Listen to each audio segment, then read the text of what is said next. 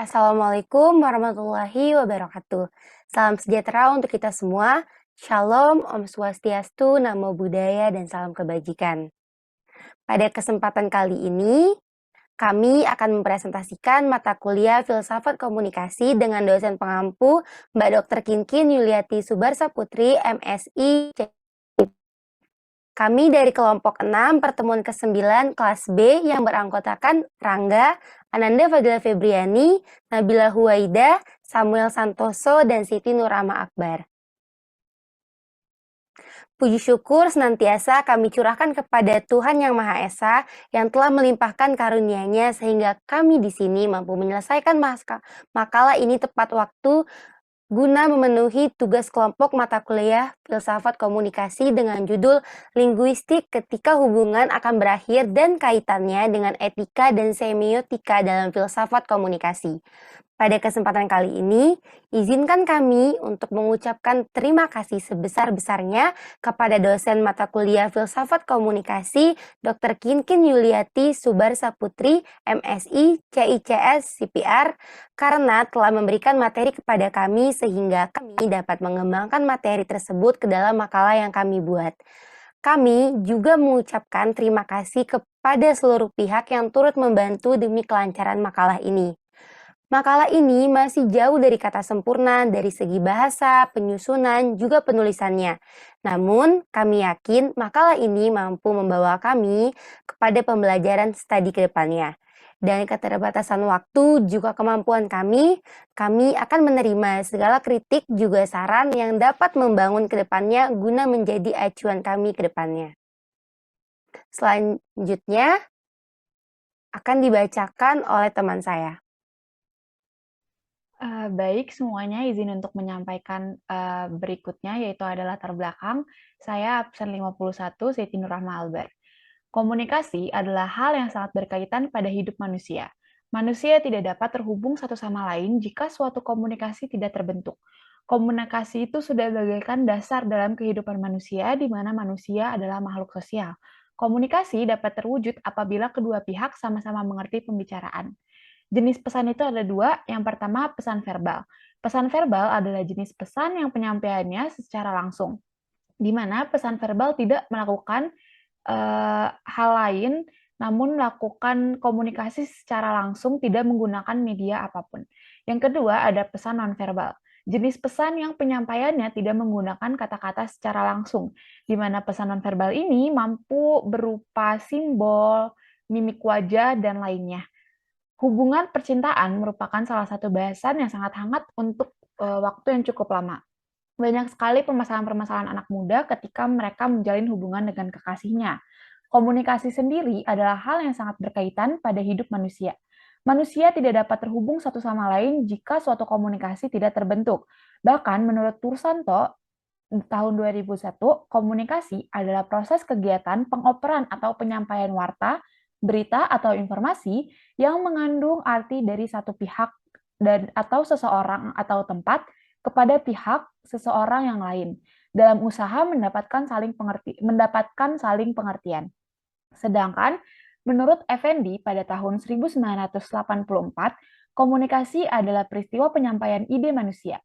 Dalam Kamus Besar Bahasa Indonesia sendiri atau KBBI sebagai kiblat kita, komunikasi adalah pengiriman dan penerimaan pesan atau berita antara dua orang atau lebih sehingga pesan yang dimaksud dapat dipahami. Komunikasi sendiri dapat terwujud apabila kedua pihak sama-sama mengerti pembicaraan tersebut.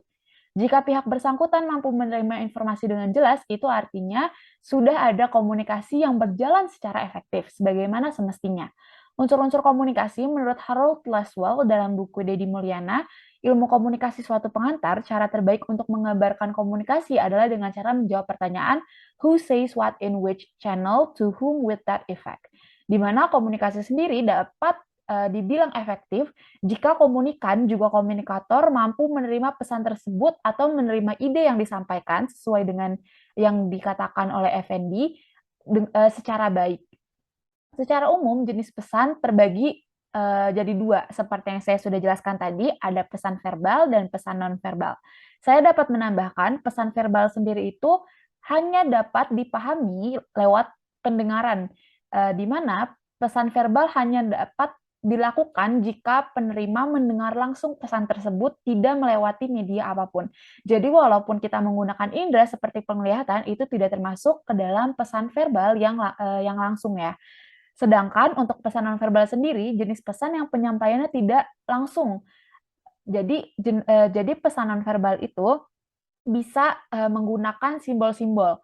Contohnya lewat simbol tulisan, mimik wajah, dan lainnya seperti bahasa tubuh atau mungkin gaya dan bahasa tangan itu yang itu hanya dipahami oleh kedua belah pihak itu tetap bisa dibilang sebagai jenis pesan yang nonverbal, asalkan pesan tersebut sama-sama bisa diterima oleh penerima.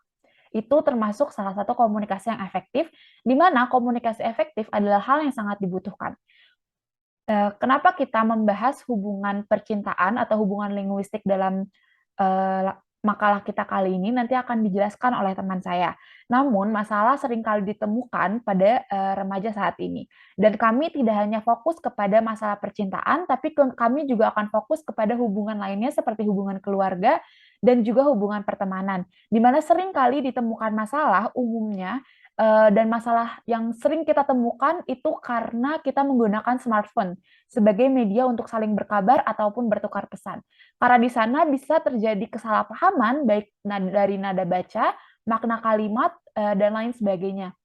Mungkin nanti akan dicontohkan di mana penggunaan kata "oh" itu dapat berubah makna ketika kita mengucapkannya hanya dalam teks. Bahkan ketika kita sudah mengucapkan lewat telepon pun, orang bisa menggambarkan mimik wajah orang lain secara berbeda.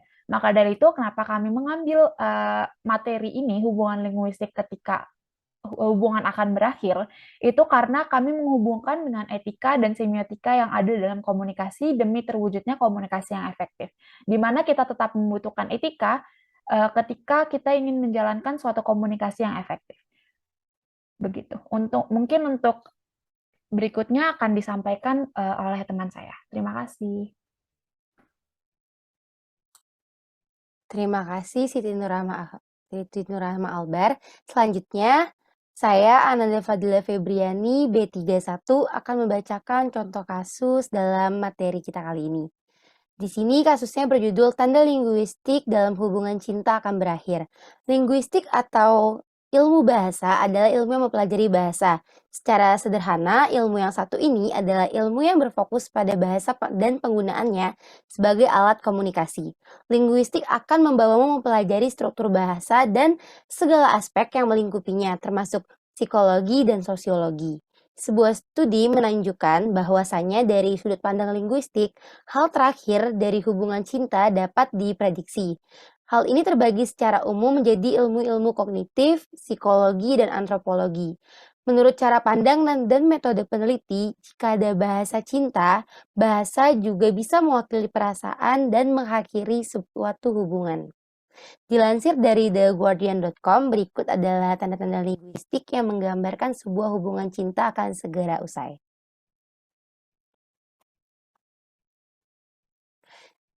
Di sini kami akan membahas 4 tanda linguistik dalam hubungan cinta akan berakhir.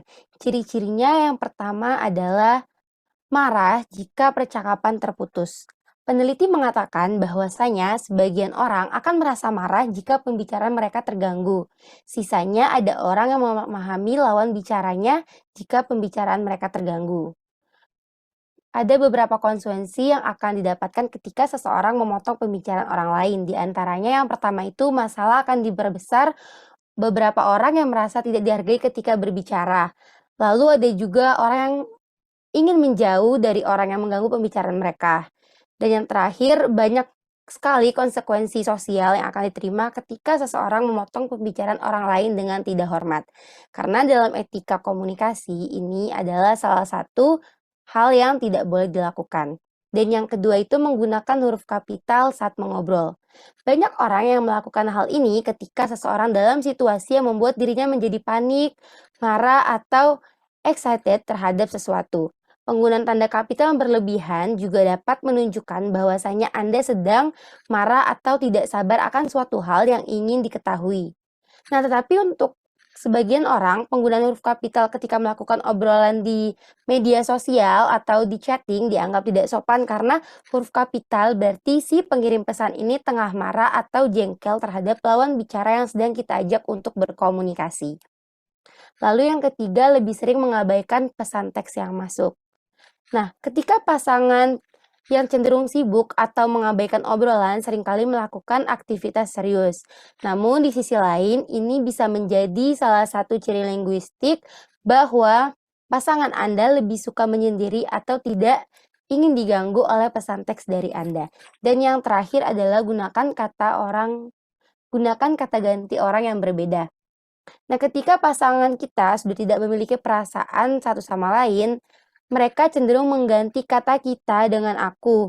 Nah, mereka juga akan lebih sering membahas dirinya sendiri atau mengungkapkan pendapat pribadi mereka dan hal-hal yang baik untuk mereka daripada untuk hubungan tersebut.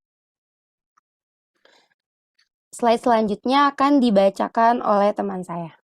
Terima kasih. Oke, makasih Nanda. Mohon maaf, aku izin untuk menambahkan ya. Jadi, seperti yang sudah Nanda bilang, ada 4 tanda linguistik dalam hubungan cinta akan berakhir, itu sangat berkaitan dengan komunikasi. Di mana yang sudah Nanda jelaskan, kita butuh bahasa untuk saling berkomunikasi dengan pasangan kita. Tidak hanya dalam ruang lingkup percintaan, tapi juga pertemanan. Hubungan percintaan itu hubungan yang sangat hangat untuk waktu yang cukup lama. Tapi banyak sekali permasalahan-permasalahan anak muda ketika mereka menjalani hubungan dengan kekasihnya. Ada kemudahan untuk berkabar, banyak pasangan yang seringkali berkabar secara tidak tatap muka karena adanya proses berkabar yang tidak dilakukan secara langsung. Banyak sekali permasalahan-permasalahan yang terjadi pada anak muda sehingga waktu untuk mereka menjalin hubungan tidak bertahan lama. Dan itu yang menyebabkan topik bahasan kami dan sudah dijelaskan oleh Nanda, itu merupakan tanda-tanda linguistik ketika hubungan akan berakhir. Ini merupakan salah satu bahasa yang dipakai oleh semiotika dan etika. Terima kasih. Mungkin yang lain ada yang ingin menambahkan? Oke, mungkin saya ingin menambahkan kenapa juga kita membahas 4 tanda linguistik ini dalam hubungan cinta. Karena jika dalam hubungan pertemanan mungkin 4 ciri ini akan terlihat biasa saja, tetapi di dalam hubungan asmara 4 tanda ini menjadi ciri-ciri hubungan ini tuh udah mau usai gitu. Terima kasih.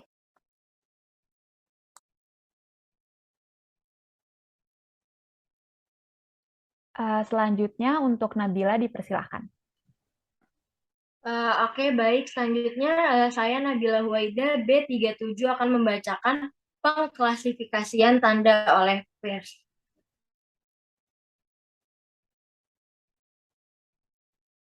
Klasifikasi tanda oleh Peirce dibagi menjadi 3, yaitu berdasarkan interpenant, ground, dan objek. Tanda konsep utama sebagai bahan analisis objek, konteks sosial yang dijadikan sebagai aspek pemaknaan, interpretan, konsep pemikiran yang menggunakan tanda dan menurunkannya ke makna tertentu.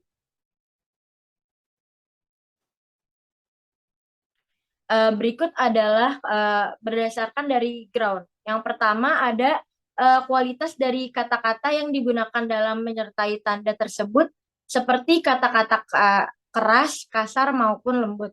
Lalu ada sign, eksistensi, dan aktualitas atas suatu benda atau peristiwa terhadap suatu tanda. Misalkan, kata asap, dalam kalimat banyak gumpalan asap, yang menandakan adanya proses membakar yang akhirnya menyebabkan atau timbulnya gumpalan asap. Legisines terkait norma atau sesuatu yang boleh dan tidak boleh untuk dilakukan. Misalkan, tanda dilarang berhenti pada rambu lalu lintas di jalan yang lurus yang menunjukkan kita tidak boleh untuk berhenti di jalan yang ada tandanya tersebut. Lalu selanjutnya ada berdasarkan dari objek, yaitu icon pada tanda yang menyerupai bentuk objek aslinya. Contohnya seperti cap jempol presiden adalah ikon dari ibu jari presiden. Lalu selanjutnya ada indeks, tanda yang bersifat kausalitas atau sebab akibat, seperti basah sebagai tanda dari sebuah objek yang terkena air. Lalu selanjutnya ada simbol, tanda yang berkaitan dengan penanda dan petandanya. Seperti pada lampu merah yang disepakati oleh orang banyak bahwa lampu merah menandakan kendaraan harus berhenti di tempat yang sudah diatur oleh pemerintah setempat. Lalu yang terakhir ada berdasarkan dari interpretan yang pertama ada rim, tanda yang memungkinkan untuk ditafsir dalam berbeda-beda. Seperti kata oh, bisa dimaknai dengan terharu dan yakin. Tapi bisa juga dimaknai dengan kecewa atau pura-pura. Contohnya, aku beneran gak ada hubungan apa-apa kok sama dia. Dan laki-laki atau perempuan itu menjawab dengan oh, desain-sain atau dicisain. Tanda yang sesuai dengan fakta dan kenyataannya. Misalnya, jalan yang rawan kecelakaan, maka dipasang rambu hati-hati rawan kecelakaan. Lalu selanjutnya yang ketiga ada argumen, tanda yang berisi suatu alasan tentang sesuatu hal. Misalnya, tanda larangan merokok di SPBU, hal tersebut dikarenakan SPBU merupakan tempat yang mudah terbakar. Lalu selanjutnya akan dibacakan oleh teman saya. Makasih banyak Nabila atas waktu yang telah diberikan. Izinkan saya Rangga, nomor urut 22, izin menjelaskan mengenai pengklasifikasian yang telah dijelaskan oleh Nabila, yang ada di dalam buku Peirce Philosophy of Communication mengenai sebuah pengklasifikasian, yakni ada pengklasifikasian semiotika dibagi menjadi 3 bidang utama.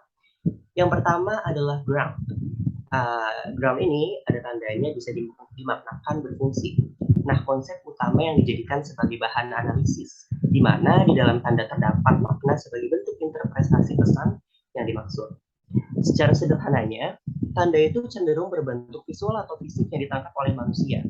Makanya tadi Nabila sempat bilang bahwasanya kalau misalkan ada gumpalan asap, maka orang-orang akan mengira kalau ada gumpalan asap itu berarti ada proses membakar sesuatu.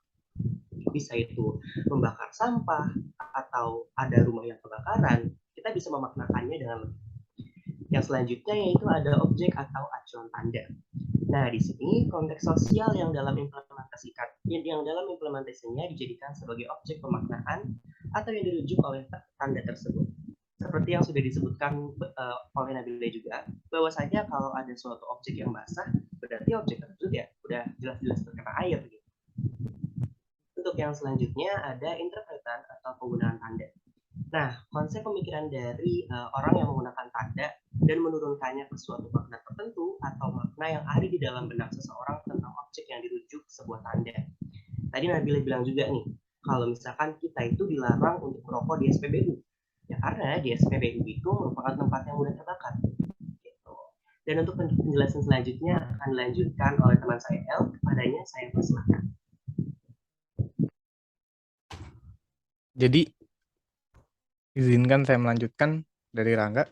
Sebelumnya perkenalkan saya Samuel Santoso dengan nomor urut 43. Terkait dengan contoh kasus yang kami ambil, yaitu tanda-tanda linguistik dalam hubungan cinta akan berakhir, itu memiliki erat kaitannya dengan klasifikasi semiotik REM yang mengatakan bahwa sebuah tanda yang bisa ditafsirkan dengan makna yang berbeda-beda. Dilansir dari theguardian.com, jika ada bahasa cinta, bahasa juga bisa mewakili perasaan dan mengakhiri suatu hubungan, seperti marah jika percakapan terputus, menggunakan huruf kapital saat mengobrol, lebih sering mengabaikan pesan teks yang masuk, serta menggunakan kata ganti orang yang berbeda dikala sedang marah atau tidak memiliki perasaan satu sama lain. Nah, dengan hal tersebut, ini bisa disimpulkan bahwasannya sebuah tanda yang bisa mempengaruhi komunikasi dalam kehidupan kita sebagai manusia. Terlepas dari contoh kasus yang telah kami buat, tujuannya dibuat paper ini adalah untuk memberitahu orang banyak tentang pentingnya pemaknaan lebih terhadap sebuah tanda dalam hidup, seperti yang sudah Peirce klasifikasikan menjadi 3 bidang utama yang tadi telah dibacakan oleh teman saya. Berikutnya saya akan membahas tentang kaitan pokok bahasan dan kasus. Semiotik. semiotik sebagai suatu model dari ilmu pengetahuan sosial memahami dunia sebagai suatu sistem hubungan yang memiliki unit dasar dengan tanda. Maka dari itu, semiotik mempelajari hakikat tentang keberadaan suatu tanda. Ahli semiotik Umberto Eco menyebut tanda sebagai suatu kebohongan dan dalam tanda ada sesuatu yang tersembunyi di baliknya dan bukan merupakan tanda itu sendiri.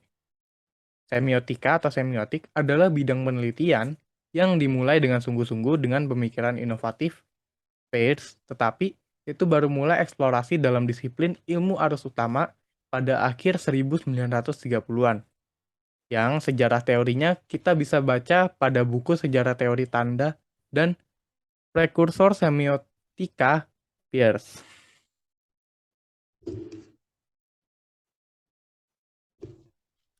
Ketika awal-awal abad 20, Kompasiana.com melansir bahwa Josiah Royce di Harvard dan beberapa filsuf di Eropa memberi perhatian pada teori tanda-tanda Peirce. Tetapi pada tahun 1930-an dan 40-an para filsuf Unity of Science, sebagian besar didesakan Charles Morris mengakui pentingnya studi sistematis tanda dan hubungan tanda dan melalui pengaruh Morris pada Carnap, memasukkan bentuk terbatas ilmu tripartit Peirce ke dalam filsafat dengan trilogi terkenal mereka, yaitu sintaksis, semantik, dan pragmatik.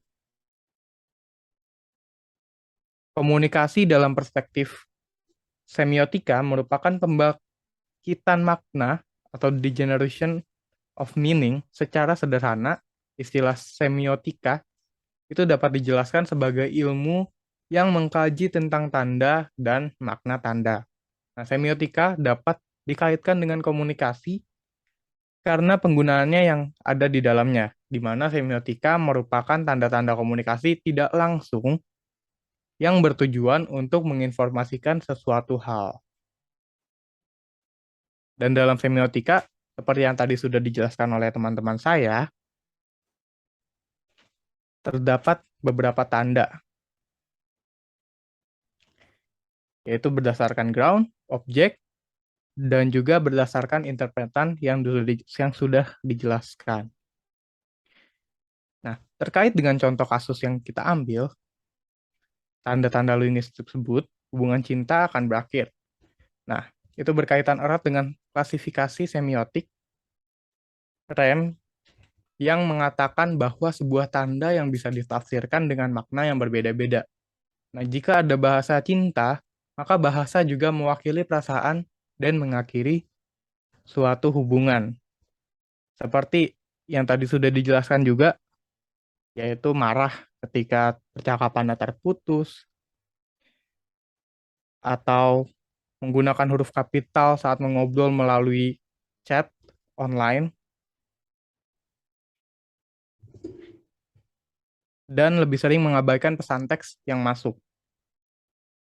Juga mengganti kata penggunaan sebutan dikala sedang marah atau tidak memiliki perasaan lagi.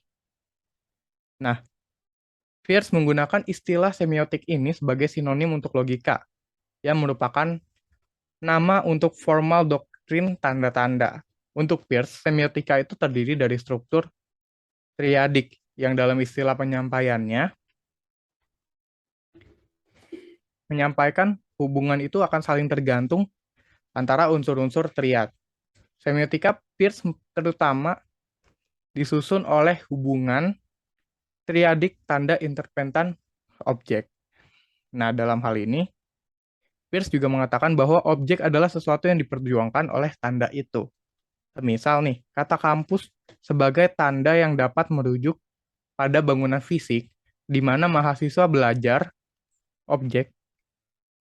Dan satu catatan yang sangat penting pada semiotika Peirce adalah walaupun menggunakan kampus sebagai contoh untuk sebuah tanda, struktur tanda triadik Peirce tidak terbatas pada tradisi linguistik. Bahkan semiotika Peirce bisa dilihat pada sejarah filsafat bersamaan dengan Nelson Goodman, Language of Art.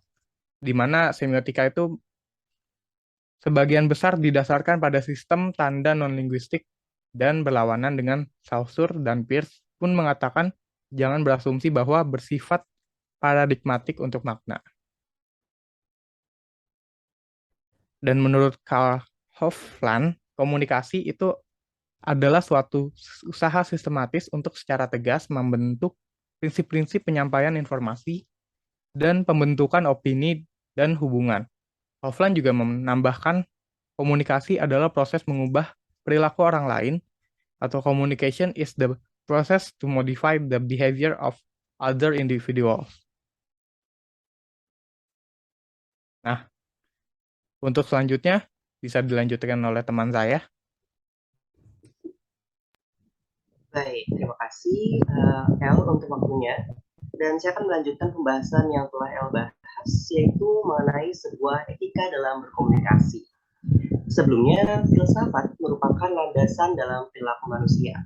Karena dengan filsafat manusia, kita mampu mengetahui dan mencerna hal yang dilakukan agar memiliki dampak positif atau negatif.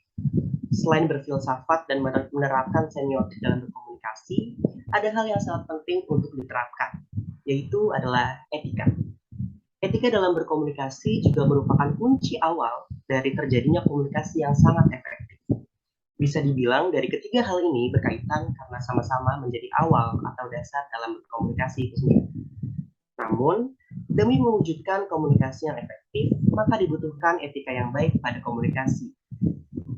Secara etimologi atau bahasa, etika berasal dari kata bahasa Yunani ethos, atau dapat didefinisikan yaitu cara berpikir, atau dalam bentuk jamak, ta eta, berarti adat kebiasaan. Dalam Kamus Besar Bahasa Indonesia, etika adalah ilmu pengetahuan tentang asas-asas akhlak atau moral. Kesimpulannya, etika merupakan ilmu yang membahas perbuatan baik dan perbuatan buruk manusia, sejauh yang dapat dipahami oleh pikiran manusia itu sendiri, dan tentunya dengan menegaskan mana yang benar dan mana yang buruk. Berikutnya, etika dinyatakan sebagai filsafat moral, yaitu studi yang sistematik mengenai sifat dasar dari konsep-konsep nilai baik, buruk, harus, benar, salah, dan sebagainya. Sementara itu, etika dikelompokkan menjadi dua definisi. Yang pertama, etika merupakan karakter individu. Dalam hal ini, termasuk bahwa orang yang beretika adalah orang yang baik. Nah, pemahaman tentang ini itu udah banyak banget digunakan sejak zaman dahulu mengenai individu yang berkelakuan baik. Etika merupakan hukum, atau yang biasa disebut juga dengan aturan non-formal yang dibuat oleh masyarakat itu sendiri. Makanya nggak heran kalau misalkan kita berbicara mengenai etika, itu pasti ada pandangan yang berbeda-beda dari setiap masing-masing manusia. Standar etikanya setiap orang pasti itu berbeda, mana yang baik dan mana yang.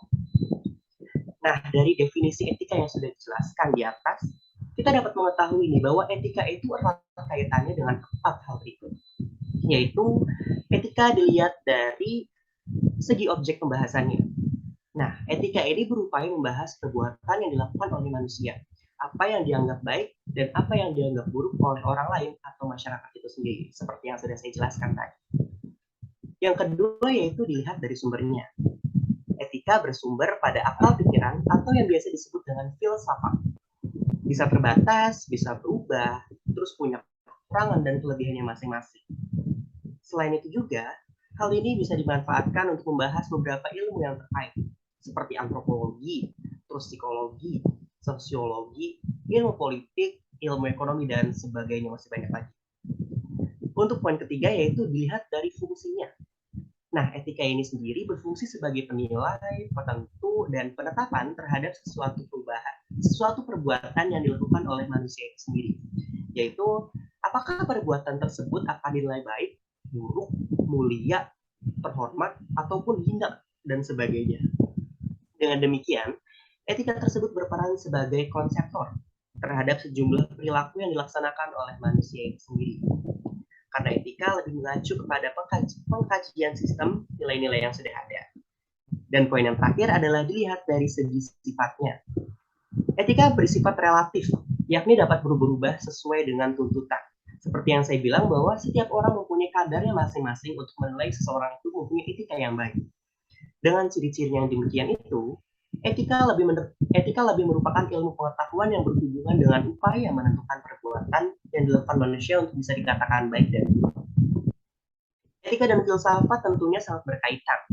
Hubungan etika dengan filsafat menurut Ibnu Sina adalah seperti indera bersama, estimasi, dan rekoleksasi yang menolong jiwa manusia untuk memperoleh konsep-konsep dan ide-ide dari alam sekelilingnya. Filsafat mengajarkan kita tentang pemikiran baik dan buruknya suatu kegiatan, dan etika mengajarkan kita juga nih tentang bagaimana perbuatan dapat menjadi baik atau buruk. Hal tersebut sangat berkaitan dengan komunikasi. Nah, untuk mewujudkan nilai-nilai yang ada, diperlukan tanda-tanda atau semiotik yang nantinya akan memberikan kemudahan bagi pemberi pesan dan dapat diterima baik oleh penerima pesan itu sendiri lewat etika dan semiotik yang dapat semiotik dalam berkomunikasi.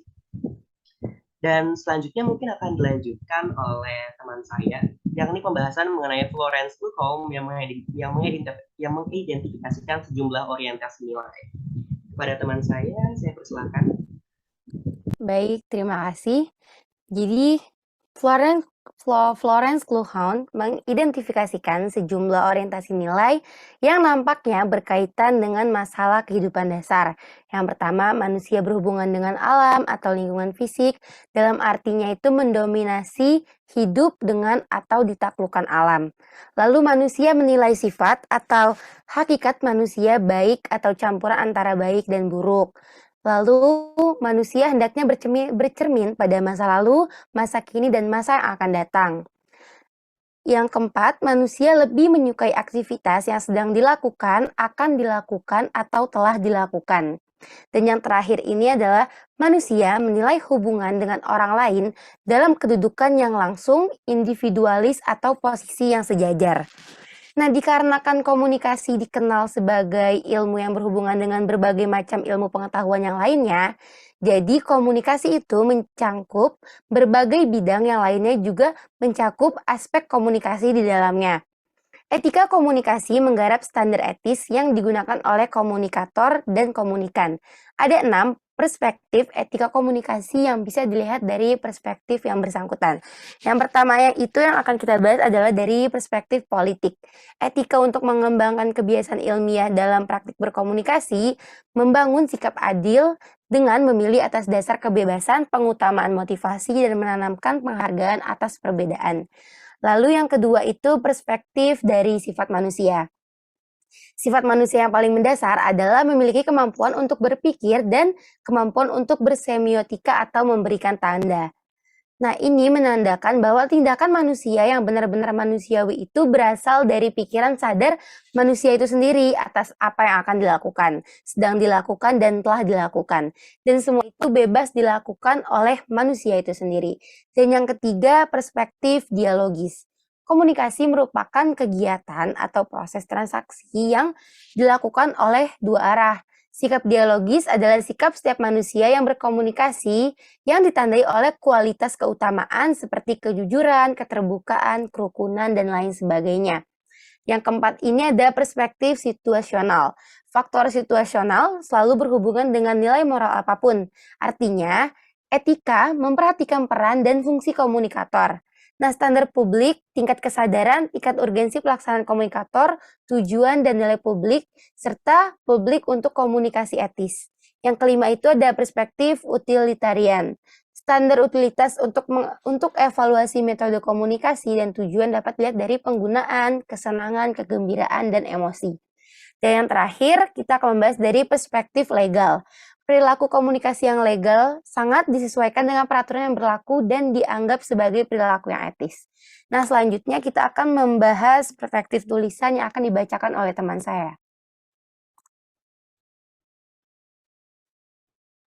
Oke, baik. Terima kasih Nanda atas waktunya. Aku izin menambahkan ya, mungkin ini lebih ke proses diskusi kita. Jadi di sini sudah dijelaskan perspektif tulisan yang kami ambil dalam makalah ini adalah kaitan antara studi kasus yang kami pilih dengan perspektif tulisan yang kami angkat, yaitu semiotik dan etika, di mana yang kami amati di sini adalah tanda linguistik dari sebuah hubungan jika berakhir yang nantinya akan menjadi sebuah implementasi dari salah satu ilmu semiotik, yaitu RIM. yang merupakan sebuah bahasan tentang pemaknaan lebih terhadap suatu tanda. Adanya penelitian yang dilakukan terhadap tanda linguistik terhadap sebuah hubungan yang akan berakhir bertujuan agar ketika kita memiliki pasangan bisa lebih mengerti tentang bahasa tubuh atau tanda yang diberikan secara tidak langsung.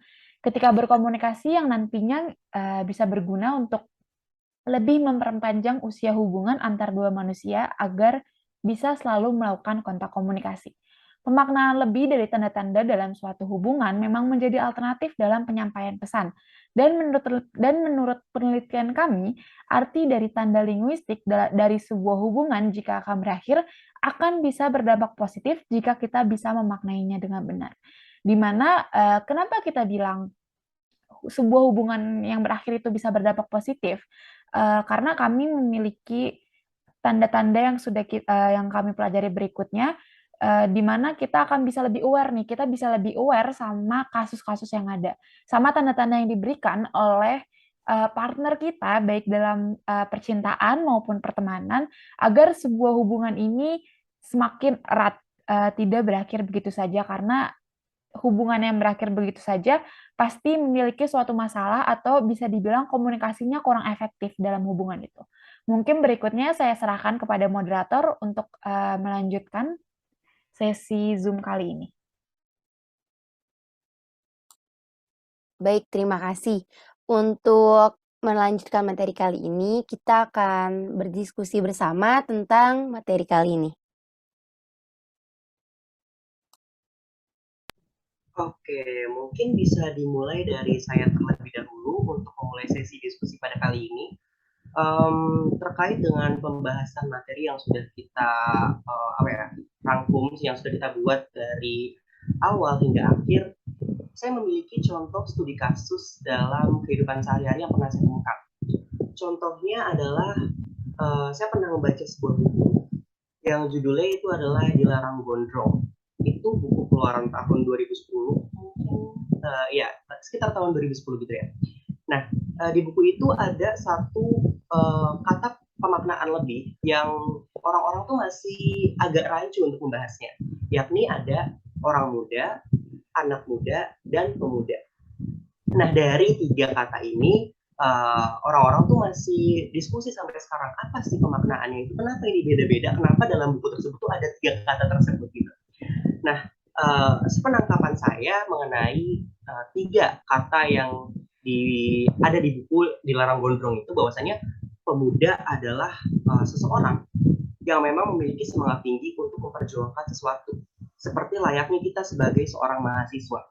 Kita tentunya sebagai mahasiswa mempunyai tujuannya masing-masing agar kita bisa mencapai sesuatu yang sudah kita impikan mungkin dari dulu, ataupun goals yang memang sudah kita impikan gitu ya.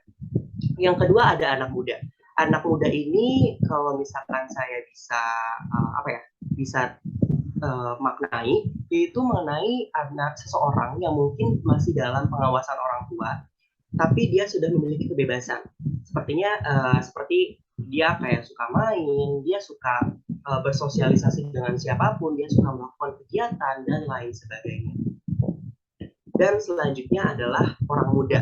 Nah, orang muda ini kalau misalkan yang saya tangkap dari buku tersebut adalah tentang bagaimana seseorang itu masih di dalam pengawasan orang tua, tapi dia juga tidak bisa untuk melakukan sesuatu dengan kemauannya sendiri. Jadi kayak masih diatur-atur gitu. Nah, itu adalah definisi-definisi dari dari masing-masing kata yang mungkin saya bisa tangkap dari buku Dilarang Gondrong. Mungkin itu sih kalau misalkan contoh semiotika yang bisa saya temukan dalam kehidupan sehari-hari. Ada juga nih, saya pernah menemukan dalam thread Twitter, ditulis pada sebuah akun yang bernamakan Irfan Lanin. Dia membahas bahwasannya ada perbedaan kata ah, ih, dan oh. Nah, dari masing-masing kata ah, ih, oh ini tuh mempunyai maknanya beda-beda. Kayak misalkan ah, itu kayak semacam saya gak mau nih melakukan sesuatu ini, jadi kayak lebih ke sebuah penolakan gitu. Kalau misalkan berarti lebih ke kayak kalau misalkan kita baru tahu akan sesuatu, kita kayak otomatis gitu. Kalau misalkan oh tuh bisa dimaknakan tadi kan contohnya bisa untuk pura-pura, terus terkejut gitu kan, tapi kalau misalkan menurut Iwan Lanin yang di dalam thread-nya itu mengatakan bahwasanya itu adalah ketika kita mengetahui sesuatu hal yang baru, dan adalah itu seperti maknanya itu seperti jijik kayak ih gitu. Dan yang terakhir ada a i u e o u. Itu jadi lebih kalau misalkan kita kayak takjub akan sesuatu hal, kita pasti yang kayak gitu. Nah kalau misalkan sepenangkapan saya dari Twitter yang Ivan Lanin berikan itu seperti itu. Kalaupun teman-teman lain ada contoh studi kasus yang bisa kita diskusikan pada kali ini, itu seperti apa? Oke, aku mungkin mau menimpali dari apa yang sudah Rangga katakan ya. Jadi saya sendiri itu cukup excited nih, karena menurut saya sendiri kasus yang kita ambil saat ini itu sangat berhubungan dengan kehidupan sehari-hari kita. Jadi bisa dibilang komunikasi yang efektif itu, mungkin ini kalau saya buat secara ringkas ya dari apa yang sudah kita sampaikan. Jadi menurut saya sendiri, berarti kita membutuhkan komunikasi yang efektif dalam semua hal yang berkaitan. Jadi ketika kita memiliki tujuan yang sama, kita harus menjalankan tujuan itu. Dan menurut saya sendiri ya, berarti tema yang kita ambil dari buku Semiotik dan Etika Berkomunikasi ini cukup erat kaitannya. Karena seperti yang Rangga udah bilang tadi, banyak banget ternyata simbol-simbol dalam kehidupan kita yang itu pemaknaannya beda, dan itu perlu dimaknai oleh setiap orang yang pasti pikirannya juga beda. Jadi menurut saya sendiri pembahasan ini itu sangat menarik. Mungkin nanti akhirnya pembahasan ini akan disimpulkan oleh Nabila, tapi untuk saat ini saya akan menyerahkan kepada teman saya mungkin yang ingin menambahkan diskusi.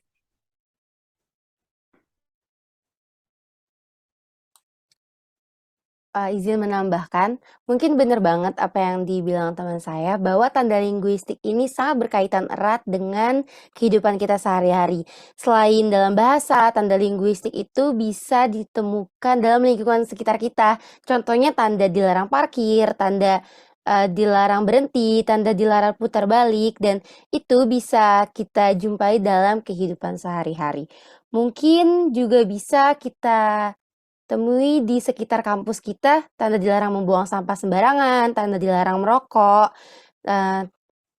tanda dilarang menginjak sesuatu yang baru dipel atau disapu, seperti itu. Mungkin ada yang ingin menambahkan? Berarti memang pada dasarnya semua tanda itu ada tujuannya sebenarnya, tapi pemaknaan dari tujuan itu tuh masih bergantung kepada siapa yang menerima informasi tersebut. Karena yang seperti yang tadi udah Rangga bilang tuh di thread Twitter, ada yang menjelaskan makna oh, dan kayak yang Nanda bilang, ternyata ada loh tanda-tanda seperti dilarang parkir, itu yang artinya dilarang parkir. Yang kita tahu kan tanda, mungkin salah satu tanda ada huruf S di silang. Kita semua tahu mungkin itu adalah plang untuk kendaraan kita tidak boleh berhenti sepanjang jalan plang tersebut. Tapi mungkin untuk orang awam atau orang yang baru belajar tentang aturan lalu lintas sehingga masih tabu dalam hal tersebut, mungkin bisa aja menganggap itu S itu apa gitu. Mungkin S di silang itu apa, dan mungkin akan menghiraukan tanda tersebut. Jadi memang sebenarnya butuh pengkajian khusus ya dalam mengkaji semiotika ini. Tapi menurut saya sendiri, etika juga sangat dibutuhkan demi tercapainya komunikasi yang efektif. Karena percuma ketika kita menafsirkan sebuah simbol, tapi kita tidak menerapkan etika dalam penafsiran itu. Kayak apalagi dengan kasus yang kita ambil nih, hubungan. Hubungan itu pasti didasari dari sebuah perilaku. Sementara etika itu, seperti yang kita semua tahu, etika itu sama saja seperti membedakan mana perilaku yang baik, mana juga perilaku yang buruk, seperti itu.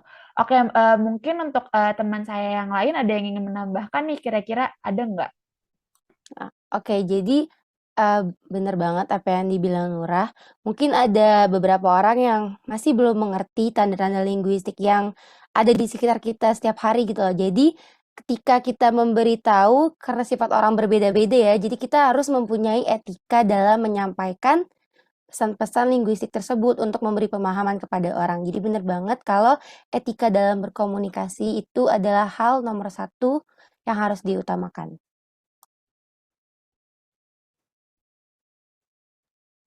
Oke, jadi dari yang semua kita udah baca ini sebenarnya berkaitan juga ketika kita menggunakan media sosial ya. Jadi kalau kita menggunakan media sosial atau media lainnya untuk berkabar itu pasti kan ada pemaknaan-pemaknaan yang lumayan nyeleweng gitu. Jadi kita pasti butuh etika juga semiotika dalam menafsirkan tersebut. Itu ya inti dari makalah yang kami buat dengan tujuan yang sudah dibacakan oleh teman-teman saya, Samuel, Rangga, Ananda, dan Nabila. Mungkin untuk selanjutnya kita akan masuk ke bagian kesimpulan nih. Saya akan menyerahkan kepada moderator untuk melanjutkan diskusi kali ini. Terima kasih semua. Baik, terima kasih. Mungkin sesi diskusi sudah berakhir. Terima kasih atas pendapatnya teman-teman sekalian. Selanjutnya kita akan masuk ke bagian terakhir, yaitu kesimpulan yang akan dibacakan oleh teman saya. Baik, terima kasih sebelumnya buat Ananda Fadilah. Saya akan memberitahukan kesimpulannya, yaitu teori yang telah kemukan mengenai filosofi semiotik di sebuah komunikasi. Semiotika didasarkan pada logika, karena logika mempelajari bagaimana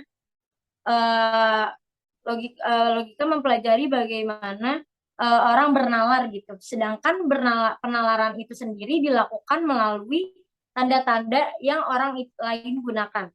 Tanda-tanda inilah yang membuat orang untuk berpikir dan memaknai lebih apa yang ditampilkan oleh semesta. Dalam hal ini, manusia mempunyai sebagai macam tandanya sendiri dalam hidup. Tanda sebagai salah satu alat komunikasi merupakan hal yang teramat penting dalam berbagai aspek komunikasi. Hal ini bisa disimpulkan bahwasanya sebuah tanda yang bisa mempengaruhi komunikasi dalam kehidupan kita sebagai manusia.